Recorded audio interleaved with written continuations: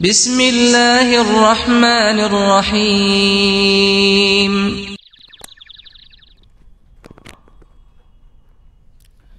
السلام علیکم ورحمۃ اللہ وبرکاتہ۔ الحمد للہ رب العالمین والصلاة والسلام علی نبینا محمد وعلی آلہ وصحبہ اجمعین ومن تبعہم بإحسان الی یوم الدین۔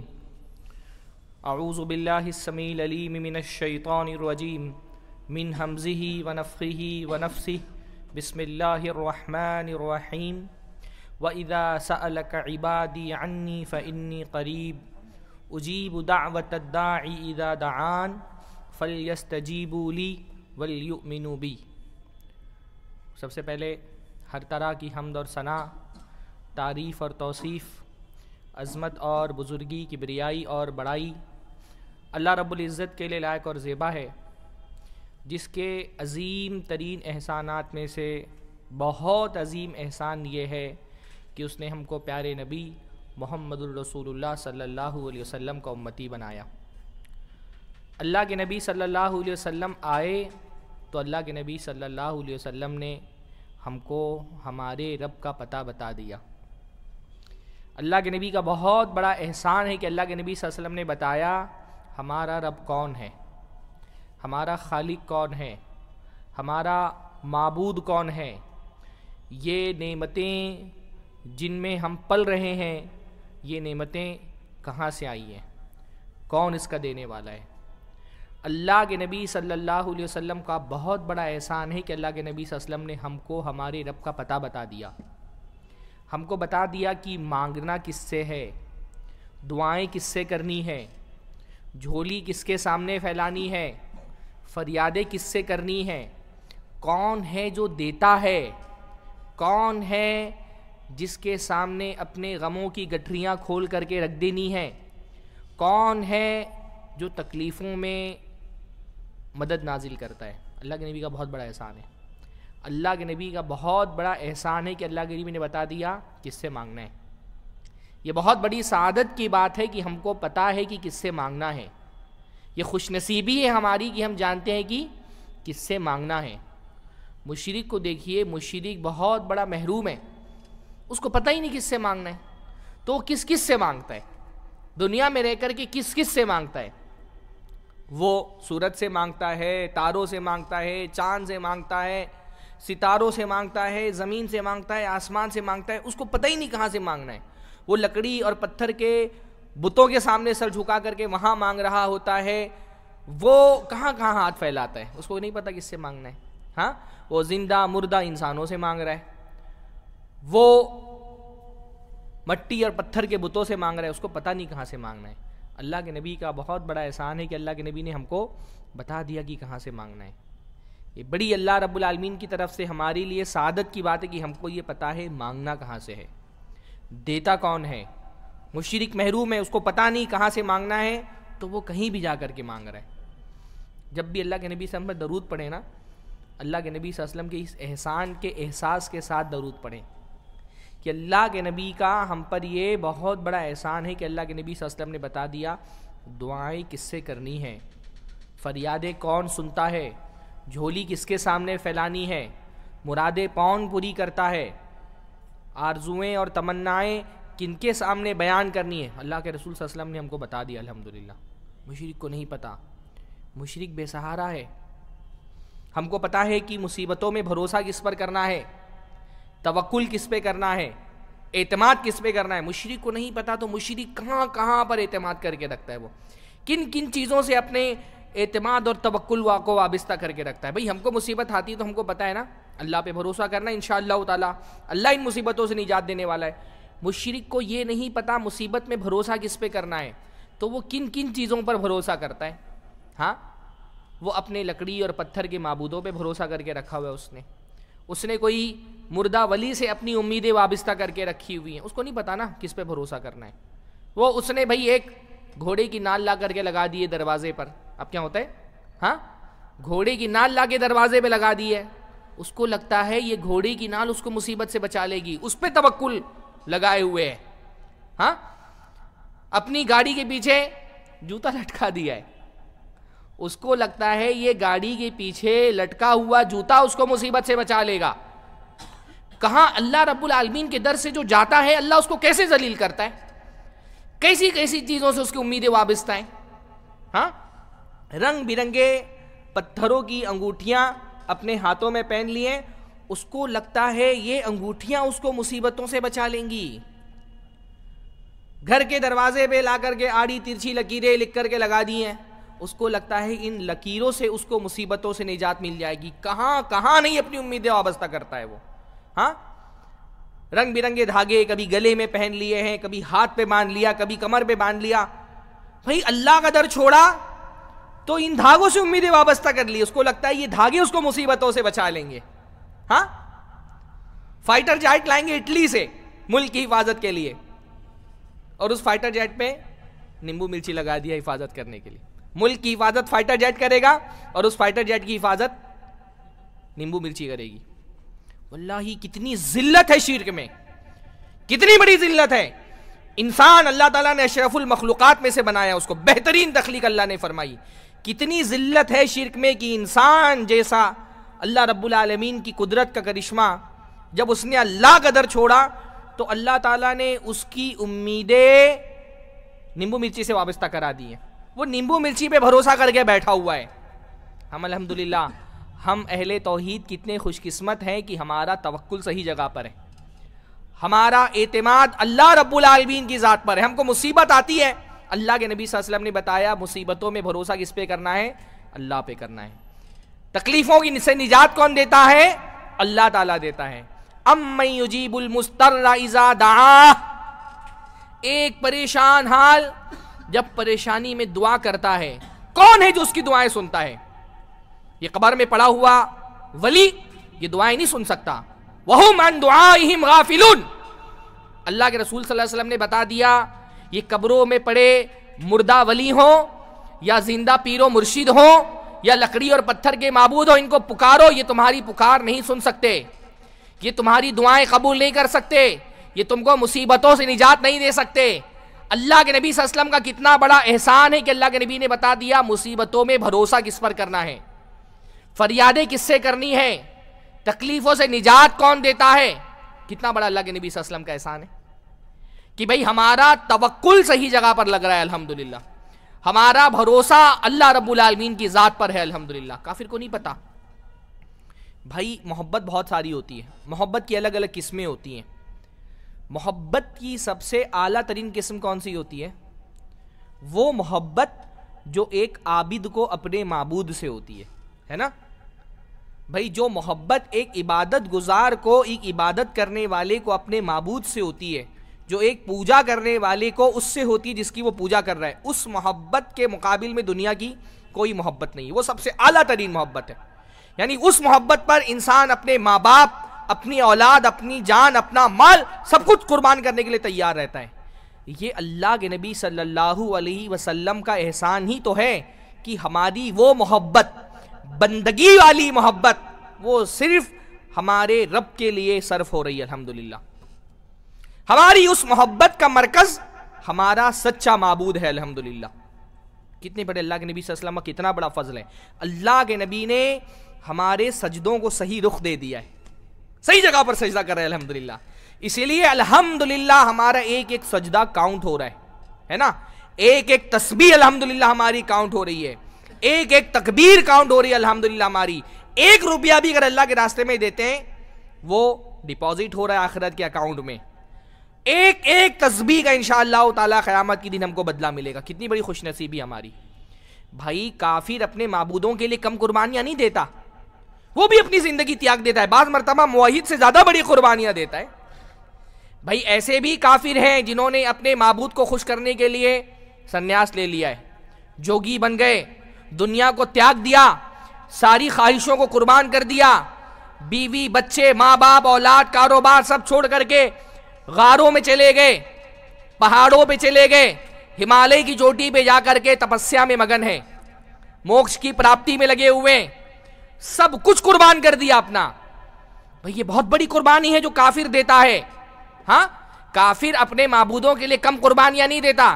اپنی جان کی بھی قربانی دے رہا ہے، مال کی بھی قربانی دے رہا ہے، اولاد کی بھی قربانی دے رہا ہے، اپنی آرزویں بھی اپنے معبود کے در پہ قربان کر دی ہیں، پر کتنی بڑی محرومی ہے کہ کل قیامت کے دن جب وہ اٹھے گا تو اس کو پتا چلے گا اس کے معبود تو نقلی تھے، نقلی معبود تھے۔ بھائی معبودوں کا نقلی نکل جانا کتنا بڑا خسارہ ہے۔ ہاں، آپ ٹائٹن کی گھڑی لے کر کے آئے، نقلی نکل جائے تو کتنا غم ہوتا ہے۔ ہاں، گوچی کا بیگ لے کر کے آئے، نقلی نکل جائے تو، ہاں، نائکی کی جوتے اگر نقلی نکل جائے تو کتنا بڑا غم ہوتا ہے۔ مشرک کے معبود نقلی نکل جائیں گے قیامت کے دن۔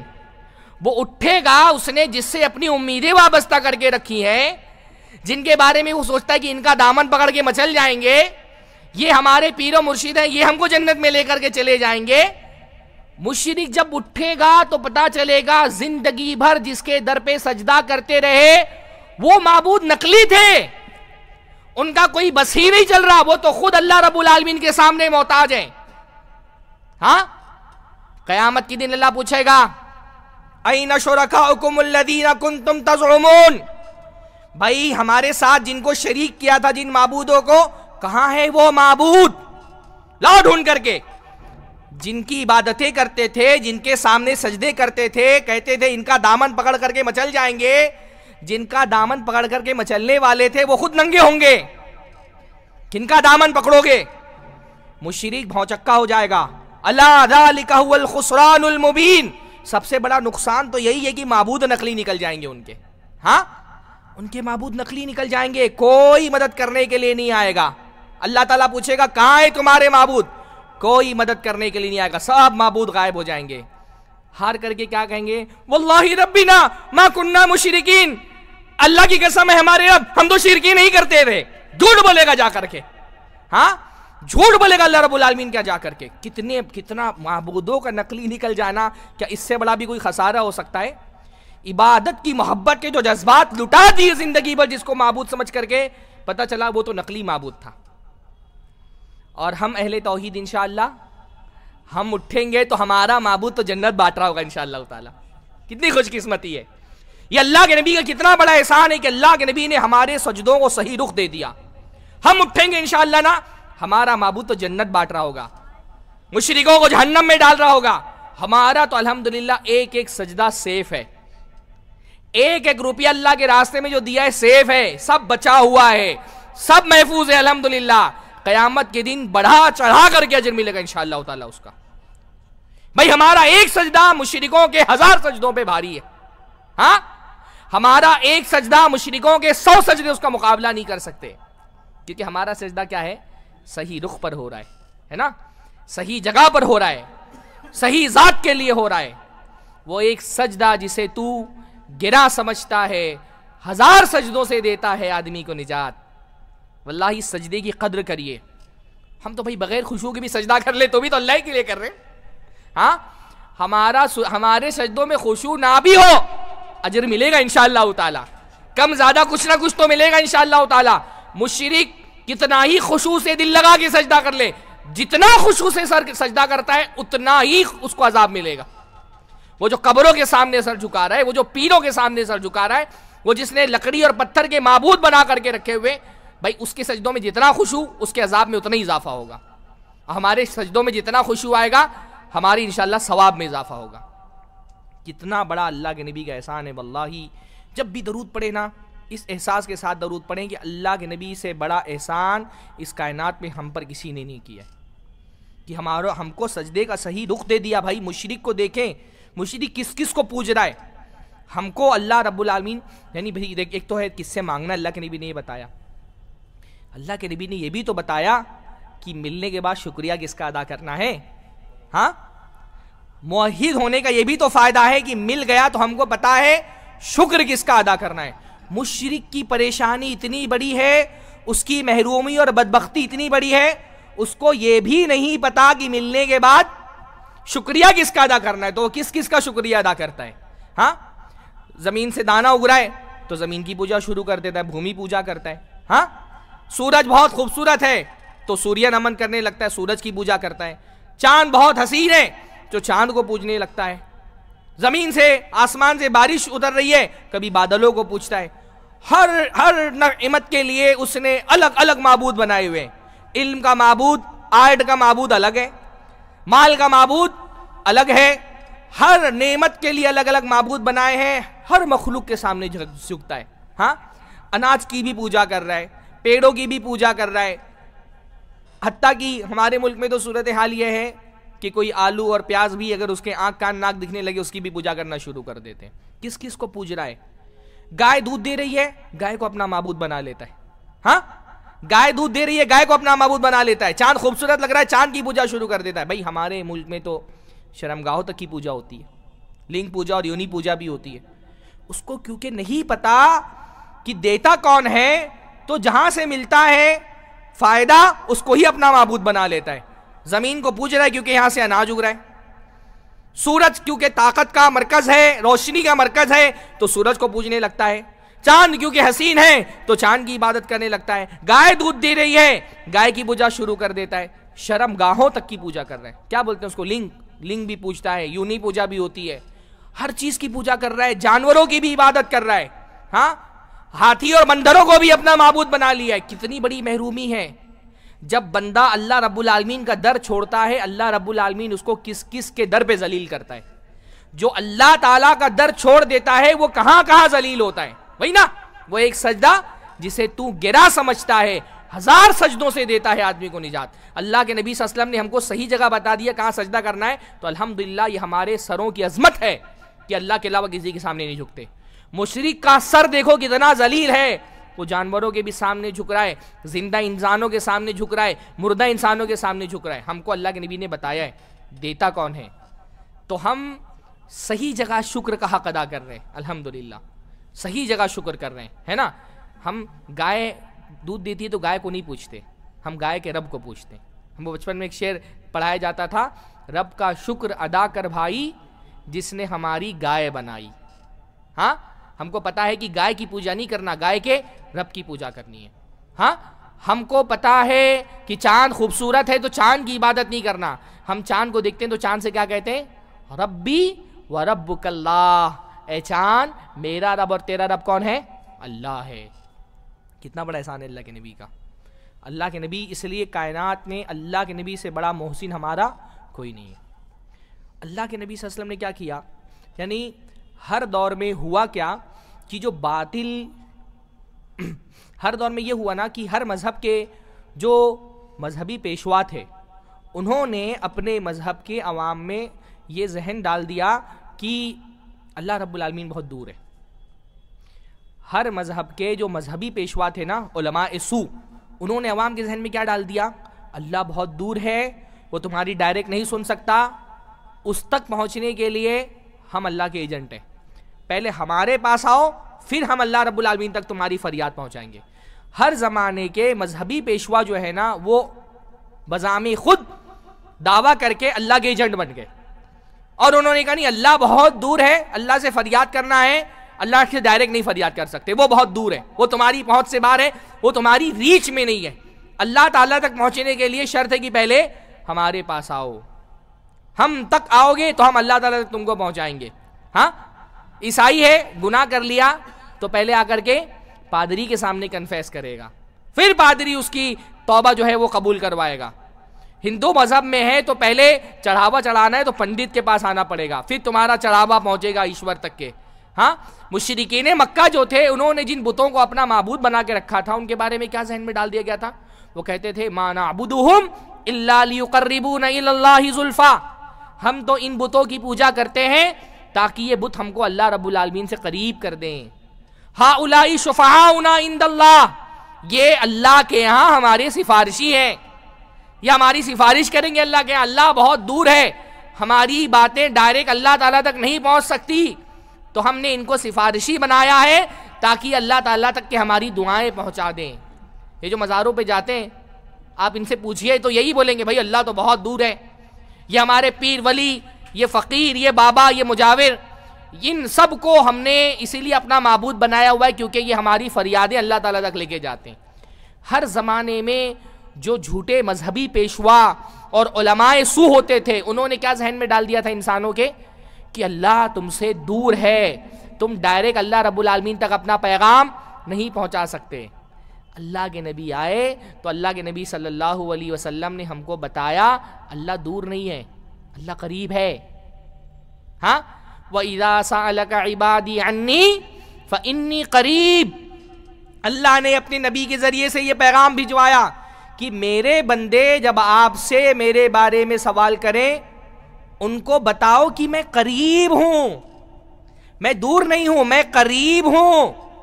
اجیب دعوت الداعی اذا دعان، پکارنے والا جب مجھے پکارتا ہے میں اس کی پکار سنتا ہوں۔ مجھ کو پکارنے کے لیے کسی ایجنٹ کے پاس جانے کی ضرورت نہیں ہے، کوئی انسان کا وسیلہ لگانے کی ضرورت نہیں ہے، کوئی سیڑھی لگانے کی ضرورت نہیں ہے، ڈائریکٹ مجھ کو پکارو میں تمہاری پکار سنوں گا۔ اللہ تعالیٰ نے یہ پیغام اپنے نبی کے ذریعے سے بھیجایا۔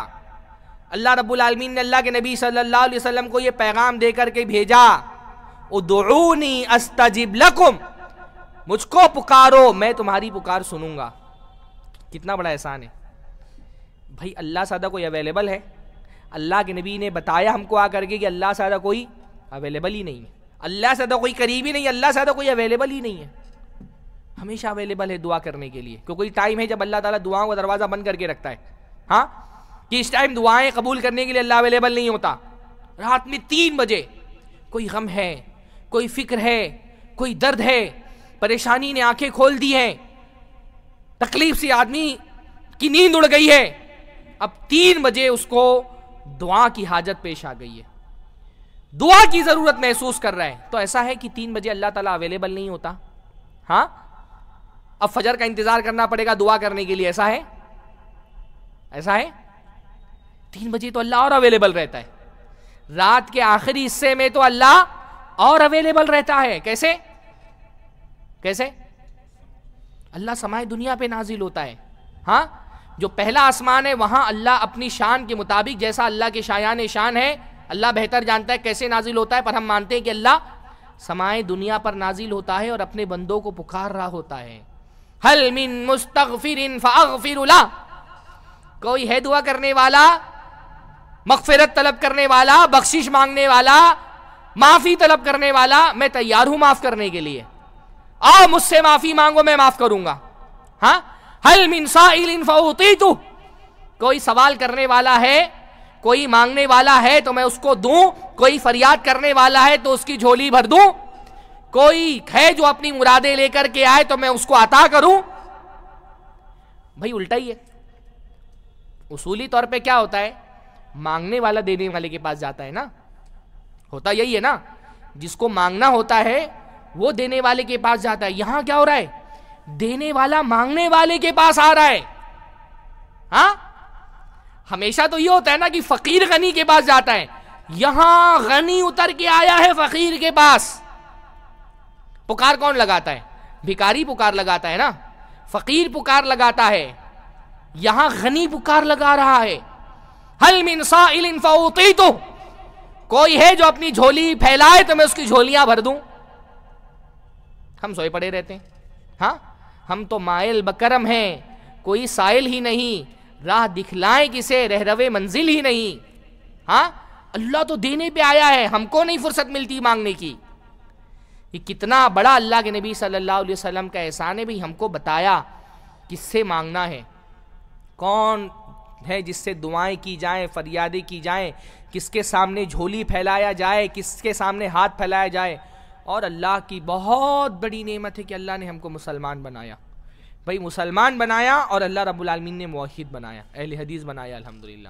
ہاں مسلمان بنایا تو اللہ کے علاوہ کسی اور سے نہیں مانگتے، اور اللہ تعالیٰ نے موحد بنایا تو کسی قبر پہ جا کر کے نہیں مانگتے، اور اللہ نے اہل حدیث بنایا تو بدعتی طریقے سے نہیں مانگتے۔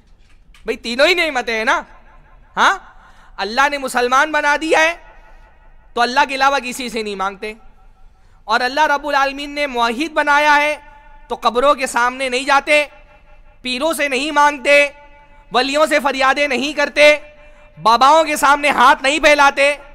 اللہ تعالیٰ نے بریلوی نہیں بنایا، اس پر بھی اللہ رب العالمین کا شکریہ۔ اللہ تعالیٰ نے اہل حدیث بنایا، اور اہل حدیث بنایا، سنت کا متبع بنایا، تو اللہ سے بھی ویسا مانگتے ہیں جیسا نبی نے سکھایا ہے۔ جیسے نماز میں ہم اللہ کے نبی صلی اللہ علیہ وسلم کی سنت کی اتباع کرتے ہیں، دعا میں بھی اللہ کے نبی صلی اللہ علیہ وسلم کی سنت کی اتباع کرتے ہیں کہ نبی کے اللہ سے مانگتے ہیں اور ویسا مانگتے ہیں جیسا نبی اللہ سے مانگتے تھے. یہ بھی اللہ رب العالمین کی طرف سے بہت بڑی نعمت ہے ہمارے لیے. ہاں اس لیے جب بھی درود پڑھیے اور ہمیشہ نبی صلی اللہ علیہ وسلم کا اس احسان کو محسوس کریے. ہاں یہ توحید جو ہے نا اتنی بڑی نعمت ہے اور یہ اتنا بڑا سبق ہے زندگی کا. یہ کوئی علم نہیں ایک بار پڑھ لیا ختم ہو گیا, تو جذبہ ہے بھائی توحید. ہاں مجھے بہت تعجب ہوتا ہے ہمارے یہاں محبت رسول پہ جب بیان ہوتا ہے بہت ایموشنل بیان ہوتا ہے, بہت جذباتی انداز میں بیان ہوتا ہے, اور توحید پہ بیان ہوتا ہے تو وہ جذبات, وہ احساسات, وہ فیلنگز جو اللہ رب العالمین کے لیے ہونی چاہیے وہ آتی نہیں ہے. اتنا خشک سا توحید کو ہم نے ایک خشک سا علمی موضوع بنا دیا ہے. ہاں بھائی اگر بندے کے ساتھ اس کے دل میں ایموشنز ہیں, ان ایموشنز کے اظہار کا سب سے بڑا موقع کب ہونا چاہیے؟ جب بندہ توحید کا بیان کر رہا ہو. سب سے زیادہ ہماری جذبات کا مستحق کون ہے؟ محبت ہے تو اس محبت کا سب سے بڑا مستحق کون ہے؟ اللہ رب العالمین. خوف ہے تو اس خوف کے اظہار کا سب سے بڑا مستحق کون ہے؟ اللہ رب العالمین. توکل ہے تو اس توکل کے اظہار کا سب سے بڑا مستحق کون ہے؟ اللہ رب العالمین.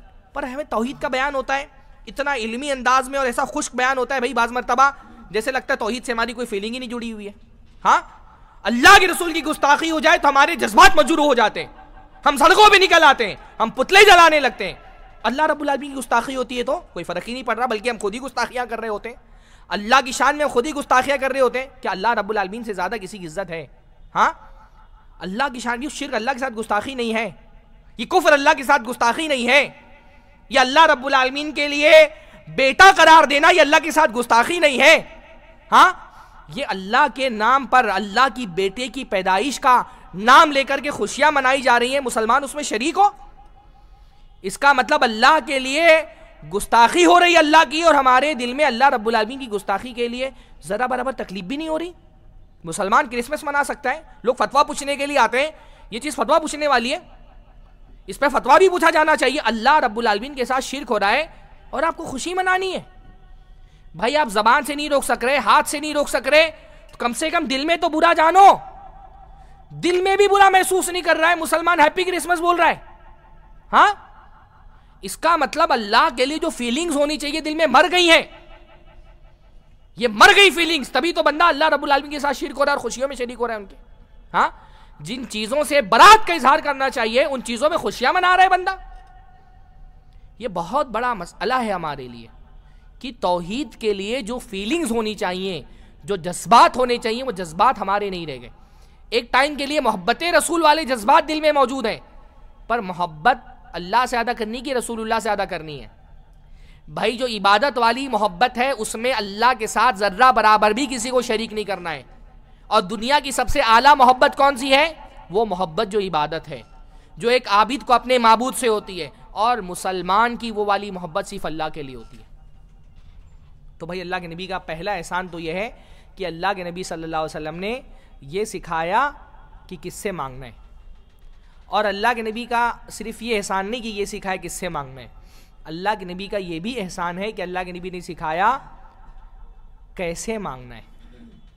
اور اللہ کے نبی کا یہ بھی احسان ہے کہ اللہ کے نبی نے سکھایا کیا مانگنا ہے, کس سے مانگنا ہے, کیسے مانگنا ہے اور کیا مانگنا ہے. ہماری بہت بڑی محرومی یہ بھی ہے نا کہ ہم کو یہ تو پتا ہے اللہ سے مانگنا ہے, پر ہم کو یہ نہیں پتا کیسے مانگنا ہے اور کیا مانگنا ہے. مانگنے کا طریقہ ہی نہیں آتا. بھئی ہم فقیر ہیں نا, بھکاری کے لیے اس سے بڑی اور کوئی محرومی کی بات ہو سکتی ہے اس کو بھیک نہ مانگنا آتا ہو. ہاں فقیر کو اگر سوال نہ کرنا آتا ہو تو کیا اس سے بڑی کوئی محرومی ہو سکتی ہے؟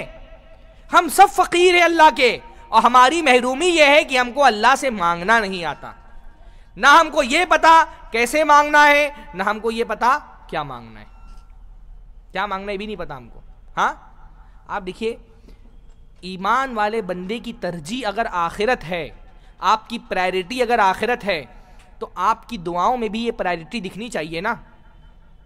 اگر آپ آخرت کو ترجیح دیتے ہیں, آپ کی زندگی کا مقصد اپنی آخرت بنانا ہے, تو آپ کی زندگی کا یہ مقصد آپ کی دعاؤں میں بھی تو دکھنا چاہیے.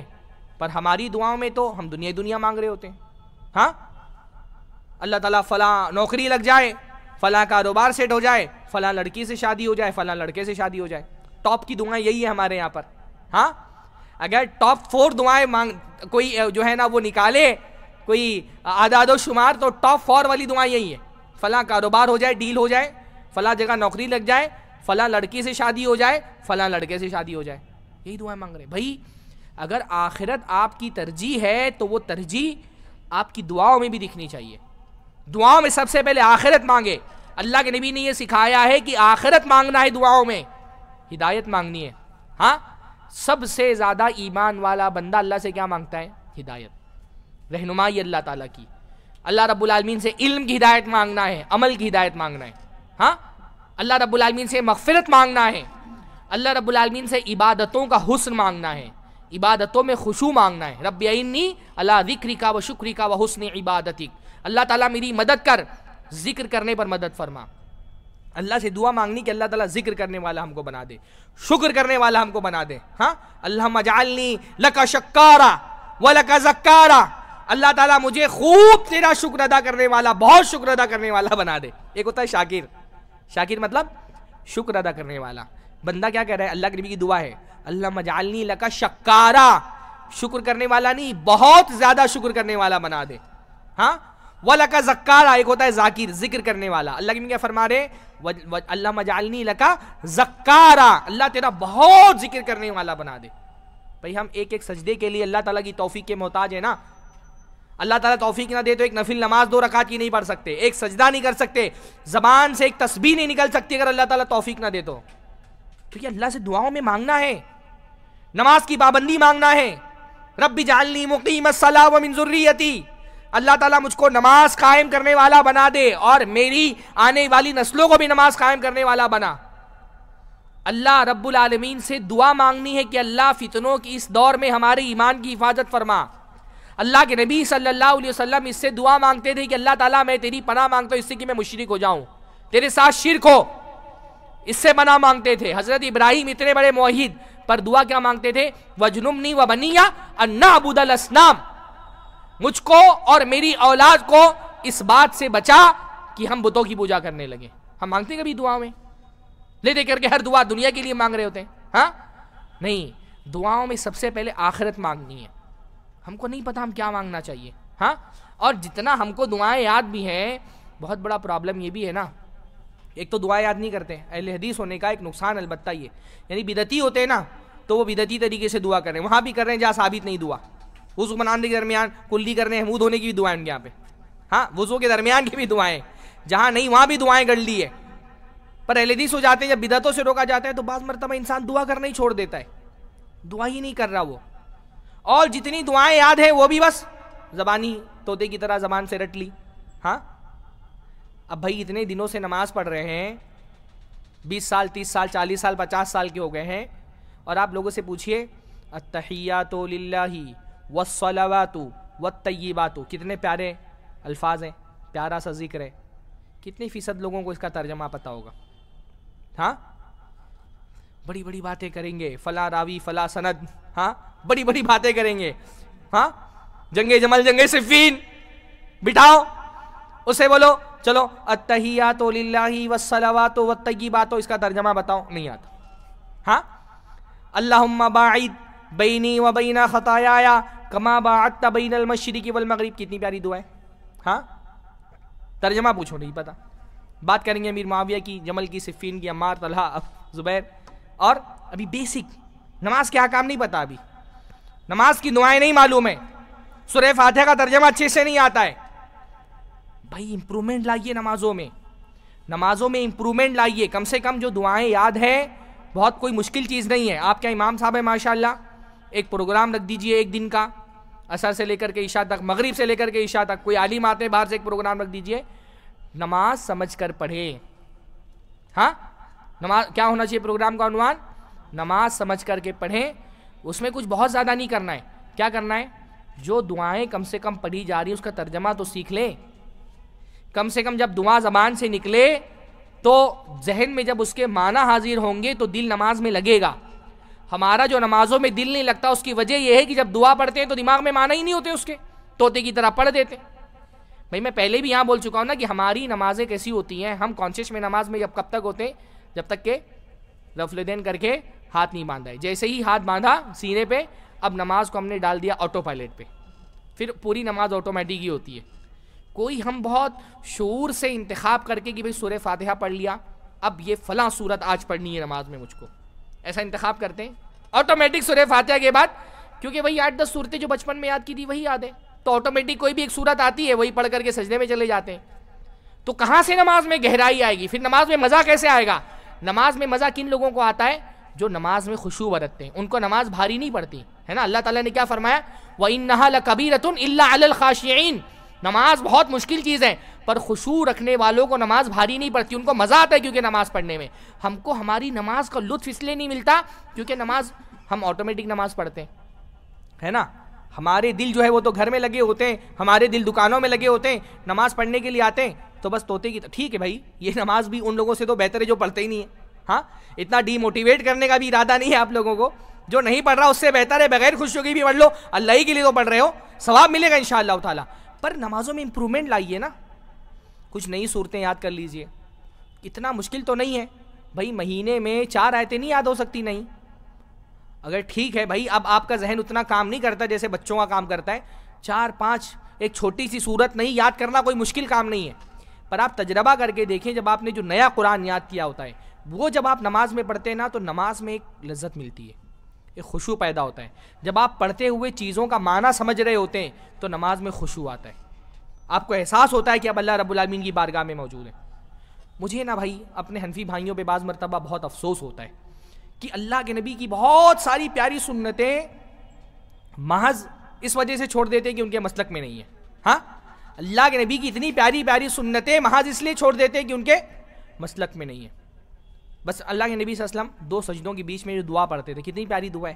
ہاں، کیا دعا ہے؟ اللہم اغفر لی وارحمنی واہدینی وعافینی وارزقنی. آپ دیکھیے ایک دعا کے اندر کتنی بڑی بڑی چیزیں اللہ کے نبی نے مانگ لی. مغفرت، رحمت، ہدایت، واہدینی، اللہم اغفر لی، مغفرت، ہاں، رحمت، واہدینی، ہدایت، وعافینی، عافیت، ورزقنی، رزق. ایک چھوٹی سی دعا میں اللہ کے نبی نے کتنی بڑی بڑی چیزیں مانگ لی. اللہم اغفر لی، اللہ میری مغفرت فرما دے، مغفرت. ورحمنی، رحمت. واہدینی، ہدایت. وعافینی، عافیت. ورزقنی، رزق. ہاں، ان میں سے ہر چیز کے وضاحت کے لیے نا ایک الگ درس کی ضرورت ہے. ہدایت اتنی بڑی چیز ہے، عافیت اتنی بڑی چیز ہے، رحمت اتنی بڑی چیز ہے، رزق اتنی بڑی چیز ہے. ہر چیز کی وضاحت کے لیے نا ایک الگ سے درس دیا جا سکتا ہے. چھوٹی سی دعا میں اتنی بڑی بڑی چیزیں اللہ کے نبی شامل فرما لی. کتنی پیاری دعا یہ. ہاں، ہمارے بھائی کتنے محروم ہیں، سجدے سے اٹھے اللہ اکبر فوراً سجدے میں چلے گا اللہ اکبر. اتنی پیاری دعا مس کر دی، کیوں؟ کیونکہ ہمارے مسلک میں نہیں ہے. بھائی یہ اتنی پیاری دعا ہے نا، میں سجدے میں بھی مانگتا ہوں کیونکہ سجدے میں اجازت ہے نا. سجدے میں اجازت ہے کہ آپ مسنون دعاؤں کے علاوہ بھی کوئی دعا مانگنی تو مانگ. میں سجدے میں بھی مانگتا ہوں، میں تشہد میں بھی مانگتا ہوں کہ تشہد میں بھی ہے. اتنی پیاری پیاری چیزیں کیوں مس کرنا ہے اس کو؟ میں بہت محرومی لگتی ہے مجھ کو کہ ایک سجدے کیا اللہ اکبر فوراً سجدے میں چلے گئے. ہاں، بڑی پیاری دعائیں یہ. اللہ کے نبی صلی اللہ علیہ وسلم کا بہت بڑا احسان ہے کہ اللہ کے نبی نے یہ سکھایا کیا مانگنا ہے. ایک پورا موضوع ہے.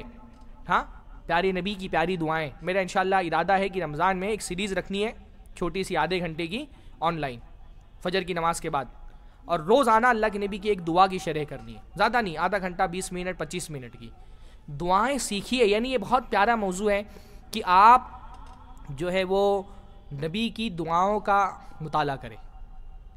یعنی یہ موضوع کتنا پیارا ہے کہ کائنات کا جو سب سے عظیم انسان ہے، اللہ تعالیٰ کا سب سے محبوب ہے، سب سے چہیتا ہے، وہ نبی جب اپنے رب کی بارگاہ میں سجدہ کرتا ہے، وہ نبی جب اپنی رب کے بارگاہ میں ہاتھ اٹھاتا ہے اور اللہ سے کچھ مانگتا ہے تو اس کے مانگنے کی ادا کیا ہے، اس کا مطالعہ کیا جائے کہ اللہ کے نبی جب اللہ تعالیٰ سے کچھ مانگتے تھے تو اللہ کے نبی کیسے مانگتے تھے. جب اللہ کے نبی اللہ سے محو گفتگو ہوتے تھے تو اللہ کے نبی صلی اللہ علیہ وسلم کے کلام کا اسلوب کیا ہوتا تھا، کیا طریقے سے اللہ کے نبی صلی اللہ علیہ وسلم مانگتے تھے، کیا ادا ہوتی تھی اللہ کے نبی صلی اللہ علیہ وسلم کی. یعنی نبی صلی اللہ علیہ وسلم کی دعاؤں کا مطالعے کا ایک فائدہ یہ ہے نا کہ آپ کو عبادت کے بہت سارے رنگ اللہ کے نبی کی دعاؤں میں دکھائی دیتے ہیں. بندگی کے بہت سارے رنگ اللہ کے نبی صلی اللہ علیہ وسلم کی دعاؤں میں جمع ہو گئے. تو جب آپ نبی کی دعاؤں کا مطالعہ کرتے ہیں نا تو یہ بڑی پر لطف بات ہوتی ہے کہ کائنات کا عظیم ترین انسان جب اپنے رب کی حمد کرتا ہے تو کیسے حمد کرتا ہے. جو کائنات کا سب سے عظیم ترین بندہ ہے وہ جب اللہ رب العالمین کے سامنے جھولی پھیلاتا ہے تو کیسے گڑ گڑاتا ہے, کیسے روتا ہے, کیسا اپنا غم بیان کرتا ہے. اس سے بہت کچھ سیکھنے کے لیے ملتا ہے. یہ بڑا پیارا موضوع ہے, پیارے نبی کی پیاری دعائیں. میں بولتا ہوں عام طور پہ اس پر یہ موضوع ایسا نہیں ہے کہ ایک درس میں اس کو سمیٹا جا سکے, پر اتنا تو آپ کر سکتے ہیں. کیا حصن المسلم چھوٹی سی کتاب ہے نا, اٹھائیے, اس کا ترجمہ پڑھیے, نبی کی دعاؤں کا ترجمہ. تو اس میں آپ کو سیکھنے ملے گا کہ اللہ سے کیسے مانگنا ہے اور کیا مانگنا ہے. ہاں, یہ ایک سیکھنے والی بات ہے. یا اس سے بڑی بھی کوئی کتاب آپ کو مل جائے تو نبی کی دعائیں سیکھ لے تو یہ تو ہے ہی ہے. عربی میں آپ دعائیں سیکھیں, لیکن اس سے اہم ترین کیا ہے کہ ان دعاؤں کا ترجمہ بھی آپ کو پتا ہونا چاہیے. لوگ استخارہ بھی کر رہے ہیں, دعا کا ترجمہ پڑھتے نہیں. استخارے میں اصل تو ترجمہ ہے نا, آپ کو پتا تو ہونا چاہیے کہ آپ اللہ سے کیا مانگ رہے ہیں. تو اللہ کے نبی صلی اللہ علیہ وسلم کا احسان یہ بھی کہ اللہ کے نبی صلی اللہ علیہ وسلم نے ہم کو سکھایا کیسے مانگنا ہے, کیا مانگنا ہے, کیسا مانگنا ہے بھی ہم کو سکھایا. ہمارا بہت بڑا, میں نے کہا نا, فقیر کے لیے سب سے بڑا مسئلہ کیا ہے کہ اس کو مانگنا نہ آتا ہو. ہم کو مانگنا نہیں آتا, ہم کو پتا نہیں اللہ سے کیسے مانگنا ہے. ہاں, ڈر ڈر ڈر ڈر اللہ سے مانگ لیا. بہت سارے لوگ نا دعاؤں کو ایسا سمجھتے ہیں ریموٹ کنٹرول ہے, اللہ یہ دے دے, یہ دے دے, یہ دے دے.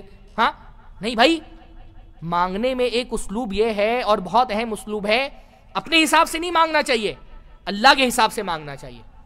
اپنے علم کے مطابق مانگو, اپنے علم کے مطابق مت مانگو, اللہ کے علم کے مطابق مانگو. یہ مت بولو اللہ فلاں کاروبار ہو جائے, فلاں ڈیل ہو جائے, فلاں لڑکے سے شادی ہو جائے, فلاں جاب لگ جائے.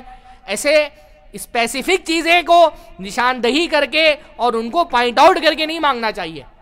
اللہ کے حوالے کرنا چاہیے کہ اللہ تعالیٰ اگر تیرے علم میں یہ ہے کہ یہ چیز میرے لیے اچھی ہے تو مجھے دے, ہے نا.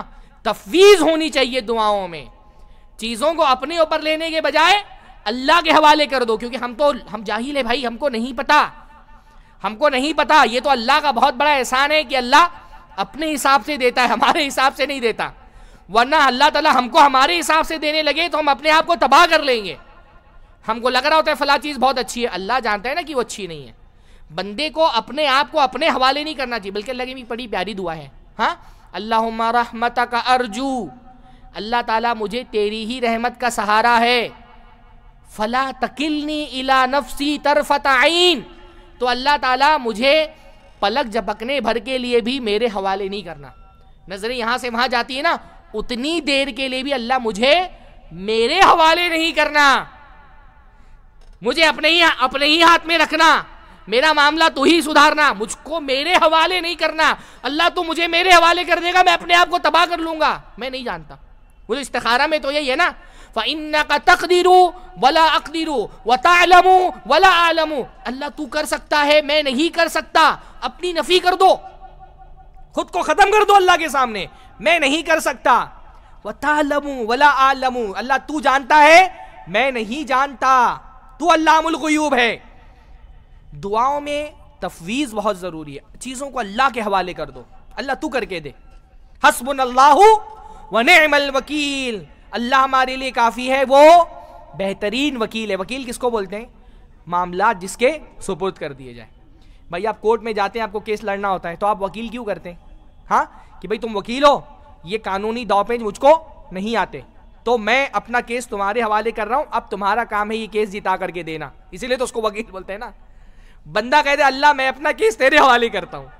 دعاؤں میں تفویض بہت ضروری ہے. اپنے حساب سے مت مانگو, اللہ کے حساب سے مانگو. اللہ میں اپنے معاملے کو تیرے سپرد کرتا ہوں. ایک دعا اللہ کے نبی سونے کے وقت مانگتے تھے, جب بستر پہ جاتے تھے, تو وہ دعا اتنی پیاری ہے. اللہ کے نبی نے فرمایا جو وضو بنا کر کے دائیں کروٹ ہو کر کے یہ دعا پڑھے, اور یہ دعا اس کی زبان سے نکلنے والی آخری کلمات ہو, تو اگر اسی حالت میں اس کی موت ہو گئی اس رات میں, تو فطرت پہ مرے گا, اسلام پہ مرے گا. اس کے جو شروع کے الفاظ ہیں, لمبی دعا ہے, شروع کے الفاظ کیا ہیں؟ اللہم اسلمت نفسی الیک, اللہ تعالیٰ میں نے اپنے آپ کو تیرے حوالے کر دیا ہے. وفوضت امری الیک, اور اپنا معاملہ تیرے سپرد کر دیا. تفویض بول رہا ہوں نا میں, اپنا معاملہ میں نے تیرے سپرد کر دیا. اچھا کبھی سوچئے سونے کے وقت اس دعا کے پڑھنے کا کیا فائدہ ہے؟ ہاں, سوتے کے وقت اس دعا کے پڑھنے کا کیا فائدہ ہے؟ تفویض, اللہ میں نے اپنا معاملہ تیرے سپرد کر دیا. ہوتا کیا ہے نا, بندہ دن بھر تو زندگی کے کاموں میں الجھا رہتا ہے, ہاں, تو اس کو بہت ساری پریشانیاں بھولا ہوا رہتا ہے, بہت سارے ٹینشن اس کے دماغ سے محو رہتے ہیں. بہت سارا غم وہ دنیا کی الجھنوں میں اس کے دماغ سے چلا جاتا ہے، لیکن جب بندہ بستر پہ سونے کے لیے آتا ہے نا، دنیا بھر کے ٹینشن اس کو آ کر کے گھیر لیتے ہیں، ہر طرح کی فکر مندی آ کر کے اس کو اپنی لپیٹ میں لے لیتی ہیں، بستر پہ کروٹ بدلتا ہے، اس کو چین نہیں ملتا، سکون نہیں ملتا. کیوں؟ ٹینشن ہے. اماں کا علاج کرانا ہے، بیٹی کی شادی کرانی ہے، فلاں کاروبار نہیں چل رہا، جاب نہیں مل رہا، لڑکے کو کسی اسکول میں داخلہ کرانا ہے، دنیا بھر کا ٹینشن آ کر کے اس کو گھیر لیتا ہے، جن کو دنیا کا ٹینشن ہوتا ہے. ہاں، تو بندہ کیا کہتا ہے؟ بندہ کہتا ہے اللہ تعالیٰ میں نے اپنے آپ کو تیرے حوالے کر دیا، فوضت امری الیک، اپنا معاملہ تیرے سپرد کر دیا. جب بندہ معاملے کو اللہ تعالیٰ کی سپرد کر دیتا ہے، ہر ٹینشن سے آزاد ہو جاتا ہے. وہ جب بندہ یہ سوچ لیتا ہے نا میرا معاملہ اللہ کے حوالے. کمزور آدمی کو اگر طاقتور کی پناہ مل جائے تو اس کو ڈرنے کی ضرورت ہے؟ جب کمزور آدمی یہ سوچ لیتا ہے کہ طاقتور کا ہاتھ میرے سر پر ہے، وہ پھر گھبراتا نہیں. بندہ جب یہ سوچ لیتا ہے نا میں کمزور ہوں، اللہ تو طاقتور ہے نا، تو جب بندہ اللہ تعالیٰ کی طاقت سے طاقت لیتا ہے تو وہ مضبوط ہو جاتا ہے. ہاں، وَأَسْتَقْدِرُكَ بِقُدْرَتِكَ، یہی مطلب ہوتا ہے نا، تیری طاقت سے مجھے طاقت چاہیے، جو میرے پاس طاقت ہے وہ تیری دی ہوئی طاقت ہے، تو اللہ مجھے طاقت عطا فرما. جب بندہ اللہ کے حوالے کر دیتا ہے پھر وہ ٹینشن نہیں لیتا. ہاں، اس لیے انزائٹی، ٹینشن، ڈپریشن، ان سب کا بہترین علاج کیا ہے؟ دعا. جب بندہ دعا کرتا ہے اس کے لیے ہر مصیبت چھوٹی ہو جاتی ہے، کیونکہ اللہ تعالیٰ کے لیے ہر مصیبت چھوٹی ہے. جب میرے رب کے لیے کوئی مسئلہ بڑا نہیں، میں اس رب کا بندہ ہوں، تو میرے لیے کوئی مسئلہ کیوں بڑا ہوگا؟ بھائی میری کوئی طاقت نہیں. فَإِنَّكَ تَقْدِرُ وَلَا أَقْدِرُ، اللہ تیرے اندر طاقت ہے، تیرے اندر قوت ہے، تو قادر ہے، تو ہر چیز پہ قدیر ہے، میں بہت کمزور ہوں. پر یہ کمزور تیرا ہی تو بندہ ہے. أَسْتَقْدِرُكَ بِقُدْرَتِكَ، اللہ تعالیٰ تیری قدرت سے میں قدرت مانگ رہا ہوں، تیری طاقت سے طاقت مانگ رہا ہوں، تیری توانائی سے توانائی مانگ رہا ہوں. تو جب بندہ اللہ کی طاقت پر بھروسہ کر لیتا ہے وہ مطمئن ہو جاتا ہے، پھر اس کو ہر مسئلہ چھوٹا لگتا ہے. مسئلہ کتنا بھی بڑا ہو، کہ اللہ تعالیٰ کے لیے بڑا ہے؟ اللہ تعالیٰ کی تو ہر چیز چھوٹی ہے. وَمَن يَتَوَكَّلْ عَلَى اللَّهِ فَهُوَ حَسْبُهُ، جو اللہ پہ توکل کرتا ہے اللہ اس کے لیے کافی ہو جاتا ہے. تو دعاؤں میں تفویض ہونی چاہیے، دعاؤں میں تذلل ہونا چاہیے. تذلل کا مطلب ہوتا ہے بندہ اللہ کے سامنے جب دعا کرنے کے لیے جائے نا، اپنے آپ کو گرا دے، اپنے آپ، اپنی کمزوری، اپنی بے بسی، اپنی لاچارگی، اپنا احتیاج، اپنے غموں کی کٹری کھول کر کے اللہ کے سامنے رکھ دے. اللہ رحیم ہے، اور اس کی رحمت کا واسطہ مانگنا ہے تو کیا کرو؟ اپنی بے بسی کا بیان کرو اللہ کے سامنے، اپنی کمزوری، اپنی محتاجگی، اپنی فقیری کھول کھول کر کے بیان کرو. اپنی مجبوری اللہ رب العالمین کے سامنے بیان کرنا سیکھو، اپنا غم اللہ کے سامنے رکھو. رحمان کے سامنے جب بندہ غم بیان کرتا ہے اپنا نا، تو اس کا رحم جوش مارنے لگتا ہے. رب انی مغلوب فانتصر، انبیاء کی دعا میں دیکھیں آپ یہ بہت ملے گا، اللہ میں مغلوب ہوں، دنیا مجھ پہ غالب آ گئی، لوگ مجھ پہ غالب آ گئے، قرضہ مجھ پہ غالب آ گیا، غموں نے، تکلیفوں نے مجھ کو دبا دیا ہے، میں کچل گیا ہوں، بے بس ہوں، لاچار ہوں. فانتصر، اللہ مدد کر دے. اپنا غم بیان کرنا سیکھو اللہ کے سامنے. انما اشکو بثی وحزنی الی اللہ، میں اپنا غم، اپنی تکلیف، اپنا درد، اپنی پریشانیاں، اپنی فکر مندیاں صرف اپنے رب کے سامنے بیان کرتا ہوں. صبر جمیل یہ ہے، میں کسی سے کچھ نہیں بولتا، میرا غم ہے، میری تکلیف ہے، صرف اللہ اس لائق ہے کہ اس کے ساتھ غم شیئر کیا جائے. وہ سنتا ہے، وہ دلوں کا درد محسوس کر سکتا ہے، وہ آنکھوں میں آنے والے آنسو دیکھ سکتا ہے. انسان نہیں دیکھ سکتے. انسان سے غم کیا بیان کرنا بھائی؟ میرا غم، میری تکلیف آپ کے سامنے بیان کر دوں، آپ تسلی کے دو لفظ بول سکتے ہیں، پر میں جو اندر سے ٹوٹا ہوا ہوں، میرے اس بکھراؤ کو جو اندر ہے میرے اندر، وہ آپ نہیں دیکھ سکتے. میرا غم کوئی محسوس نہیں کر سکتا، وہ میرا رب محسوس کر سکتا ہے. ہاں، اللہ کے سامنے اپنا غم بیان کرتا ہوں. دعاؤں میں یہ چیز ہونی چاہیے، اپنے آپ کو گرانا، اپنے آپ میں عبادت اسی کا نام ہے نا، اللہ کی عظمت کا اظہار، اپنی بے بسی کا اظہار، اپنی کمزوری کا اظہار، اپنی ذلت کا اظہار. ہاں، ایک دعا اللہ کی نبی کتنی پیاری ہے، اللہم انی عبدک، اللہ تعالیٰ میں تیرا غلام، تیرا بندہ ہوں، وابن عبدک، تیرے غلام کا بیٹا ہوں، وابن امتک، تیری لونڈی کا، تیری باندی کا بیٹا ہوں. ہاں، تیری باندی کا بیٹا ہوں، میرا باپ بھی تیرا غلام، میری ماں بھی تیری غلام، میں بھی تیرا غلام، میں غلام ابن غلام ابن غلام. اپنا غم بیان کرنا سیکھو. ناصیتی بیدک، اللہ میری پیشانی کے یہ جو بال ہے نا یہ تیرے ہاتھ میں ہے. آپ کسی کی پیشانی کے بال اگر پکڑ لو تو وہ بے بس ہو جاتا ہے نا, اس لیے عورتیں لڑتی ہیں تو ایک دوسرے کا جھوٹا پہلے پکڑتی ہیں. ہاں, کسی کے بال اگر پکڑ لو تو کیا ہوتا ہے, وہ بے بس ہو جاتا ہے نا. ناصیتی بیدک, اللہ یہ میری پیشانی تیرے ہاتھ میں ہے. ہاں, ما زنفی یا حکمک, اللہ تعالیٰ میرے معاملے میں تیرا ہی بس چلتا ہے, تیرا ہی حکم چلتا ہے. عدل فی یا قضاؤک, اللہ رب العالمین میرے بارے میں جو بھی تو فیصلہ کرے وہ مبنی بر عدل ہوتا ہے. ہاں, اسألک بکل اسم ہوا لک, اللہ میں ہر اس نام کے وسیلے سے تیری تجھ سے دعا کرتا ہوں جو تیرا ہے. سمیت بہ نفسک, وہ نام جو تو نے اپنے لیے رکھا ہے. اللہ کا نام اور کوئی نہیں رکھ سکتا نا, اللہ اپنا نام خود رکھتا ہے. او انزلتہ فی کتابک, یا اپنی کتاب میں وہ نام نادل کیا ہے. او علمتہ احدا من خلقک, یا اپنی کسی مخلوق کو وہ نام تو نے سکھا دیا ہے. ان تجعل القرآن ربیع قلبی, کہ اللہ تعالیٰ قرآن کو میرے دل کی بہار بنا دے. ونور صدری, اور میرے سینے کی روشنی بنا دے. وجلاء حزنی, اور میرے غم کو ختم کرنے والا بنا دے. وذہاب ہمی, اور میرے ٹینشن کو دور کرنے والا بنا دے. کتنی پیاری دعا ہے. تو یہ تو میں چند دعاؤں کی میں نے مثال دی ہے.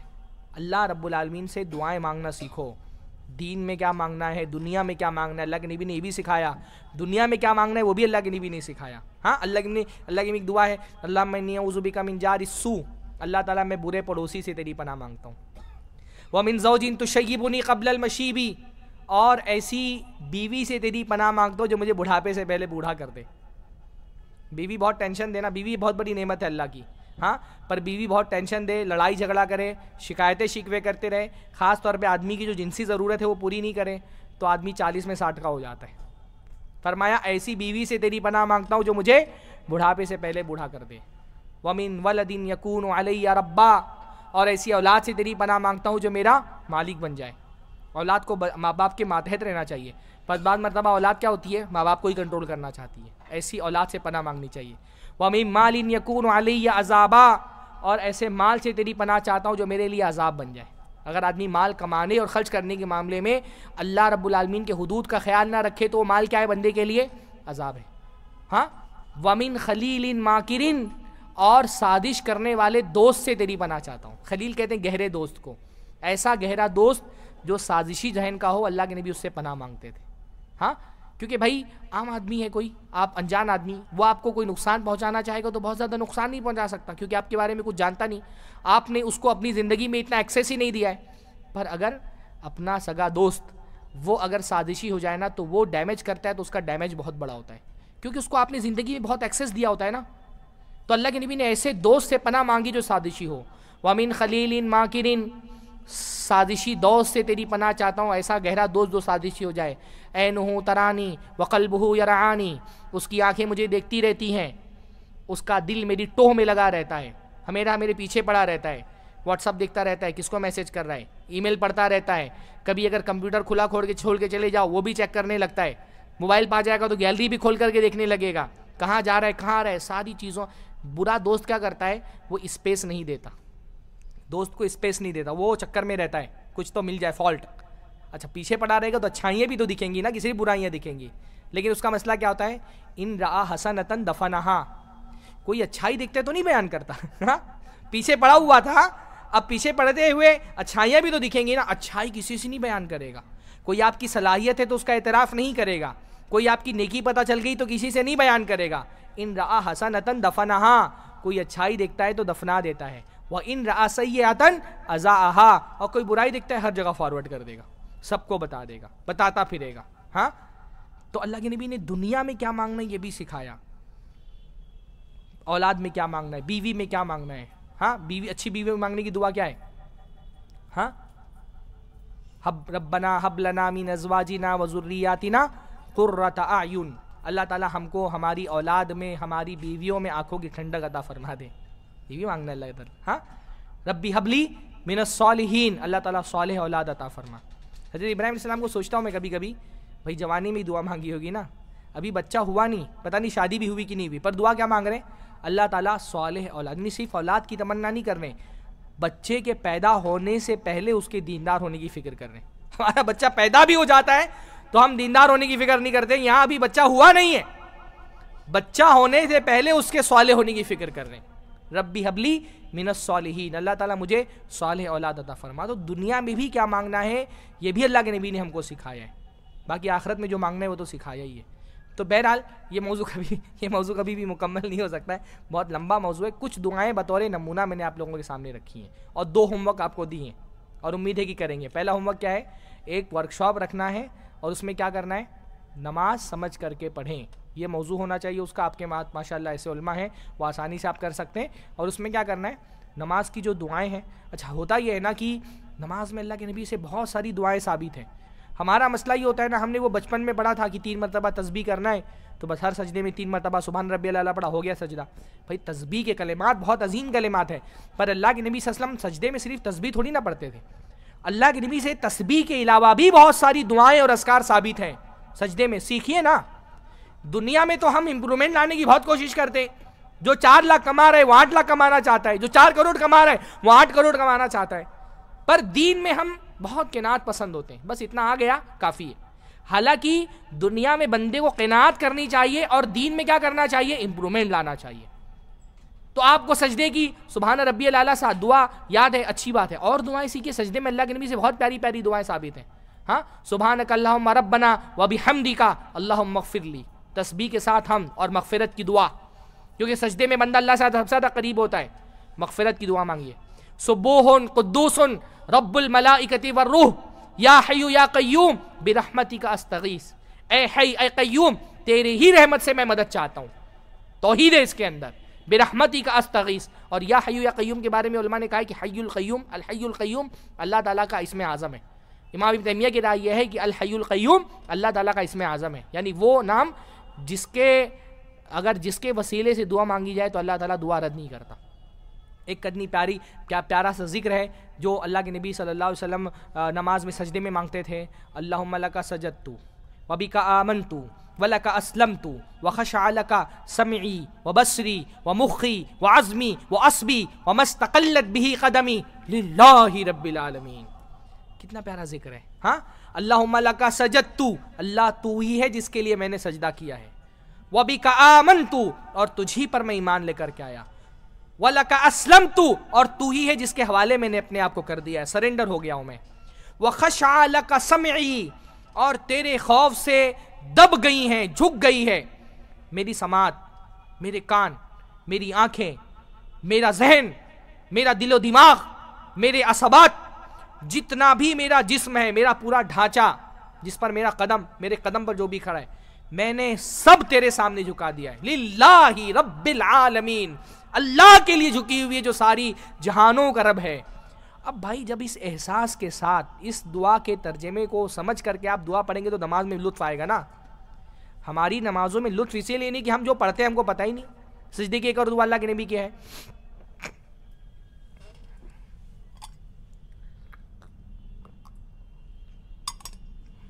سجدے میں ایک اور دعا اللہ کے نبی صلی اللہ علیہ وسلم پڑھتے تھے.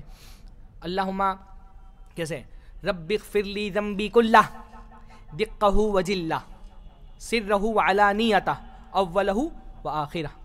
اللہ رب العالمین میرے سارے گناہ معاف فرما دے. رب اغفر لی ذنبی کلہ دقہ وجلہ، جو دقیق اور چھوٹے سے گناہ ہے وہ بھی اور جو بڑے گناہ ہے وہ بھی.